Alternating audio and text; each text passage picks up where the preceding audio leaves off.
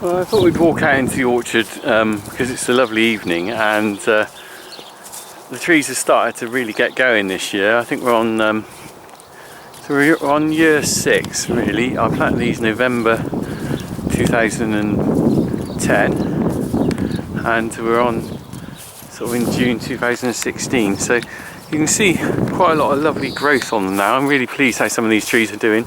There's one or two that are a bit stunted. This one here has had issues with growing. I'm not quite sure whether this one's going to be any good or not, because the last couple of years it's lost its leaves and looked a bit funny, but it's looking alright at the moment. But I'm going to walk on up to the tree that I cut off earlier in the year, which was riddled with canker, and we'll see how that one's doing. There's a couple of in-calf cows out here and heifers. These are due to calve in the next week or so. Nice spot for them to be, really, isn't it? So anyway, here's the tree that I showed you being cut off, and I'm going to flash back a minute and just show you me cutting it off. So we can see here, it's a sort of case of scabbing round the outside really, but it's nearly gone all the way around the trunk. If we can see here, there's only that much left of the bark. Now, if it wasn't so bad, you could probably trim a bit out. And I notice there's a bit down here as well. But my temptation is, I think what I'm going to do is I'm going to cut it off here. So unfortunately, we're going to lose all that lovely big tall bit of growth on there. But reality is, I need to get rid of this. It's no good leaving this in the orchard. That will actually probably snap off eventually, because the tree's going to die there.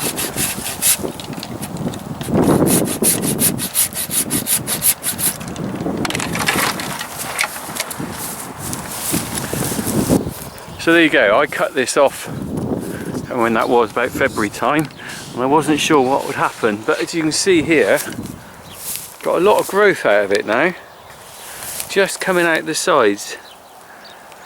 And survival instinct's strong in a plant, and there's a bit of sort of sap at the top sealing that bit. So there's quite a lot of shoots around the outside of it. These are here aren't really any good to me. I can snap those off because I don't really want branches growing that high. But what I'm going to do is I'm going to let these grow on up. And oh, there's another one just budding out there. Look, you can just see it's like a little bud coming out of the trunk. There was no sign of this a month or so ago, so it could be quite interesting, because although it's a little bit short for cattle, if these branches grow on up like that, I could end up with some nice branches up here out at the height of the cattle, and the tree will still be good. So it's a bit of a positive result. We'll see how that goat progresses in the next few years, hopefully. Certainly better than having a tree riddled with canker. Anyway, we'll go and have a look at the ash tree that we cut down by the farmhouse, because we also cut down the ash tree back in November. Sad day that was, because the ash was a couple hundred years old, but it was pretty rotten. So I'll just flash back to that, and we'll have a look at what we cut down in November, and then we'll have a look at it now.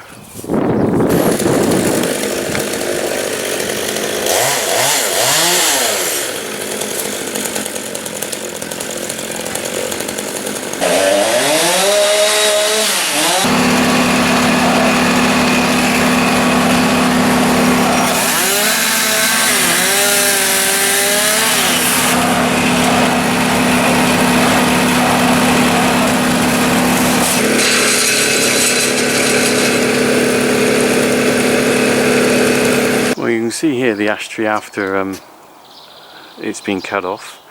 We're talking sort of 6 months on from when we actually took the top off it, and what is good news is it's still alive. You can see here this branch they left to draw the sap up has worked, so that's still green, but no sign of any life on the top yet. I was hoping that it would start shooting out at the top, but there's nothing obvious on there.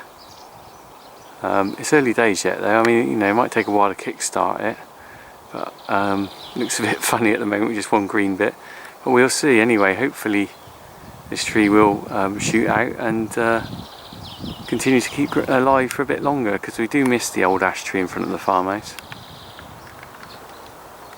Anyway, we'll recap on that another time.